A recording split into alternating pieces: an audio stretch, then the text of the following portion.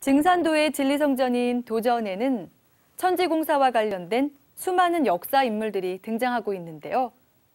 이번 호에선 시천조 시대를 연 동학교조, 수은 최재우 대신사에 대해 알아봅니다.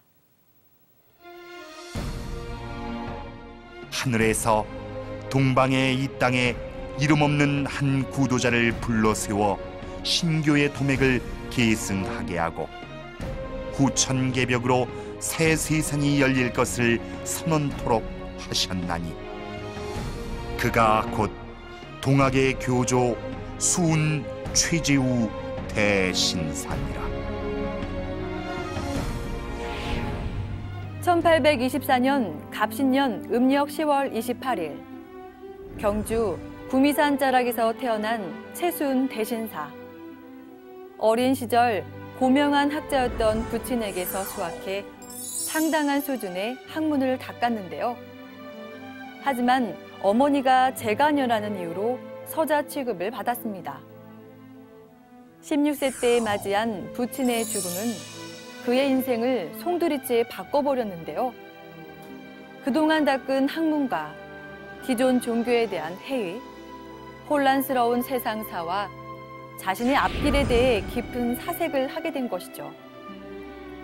21세 때부턴 장사치로 나서 10년 동안 전국을 떠돌며 조선 민중의 삶을 생생하게 체험한 대신사.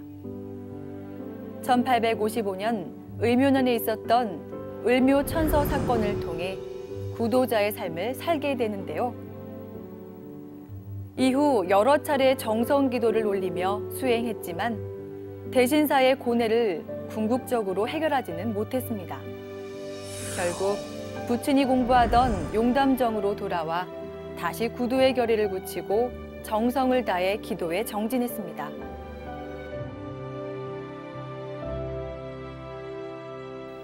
그리고 마침내 37세 되던 1860년 경신년 음력 4월 5일 대신사는 우주의 주제자이신 상제님으로부터 천명을 받는 도통체험을 하게 되는데요. 이것이 동학이 세상에 출현하게 되는 천상문답 사건입니다. 이때 대신사는 상제님의 천명과 함께 주문을 받으라는 말씀을 받들어 시천조 주문을 지어 세상에 선포했습니다. 그리고 천주이신 상제님이 인간 세상에 오셔서 펼치는 새 진리 무국대도가 머지않아 출세한다는 소식과 병난으로 온 세계가 괴벽된다는 소식을 널리 전했습니다. 하지만 동학이 경상북도 지역을 중심으로 삼남 지역에 널리 퍼지자 대신사는 관아에 체포되어 대구 가명에서 순도하고 마는데요.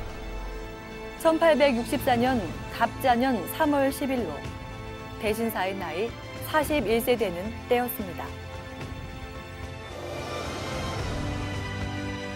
수은이 아버지께 가는 생명의 길을 동방의 땅에 닦아놓고 인간으로 강세하시는 천주님을 모시는 시천주 시대를 선언하였나니 이는 온 인류에게 후천개벽 세계를 여시는 아버지의 대도, 곧 무극대도가 조선 땅에서 나올 것을 선포합니다.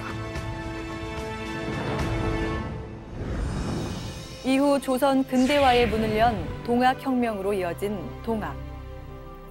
하지만 200여만 명의 동학혁명군 중 30만 명이 일제의 총칼에 무참히 쓰러지며 동학은 그 빛을 잃고 맙니다.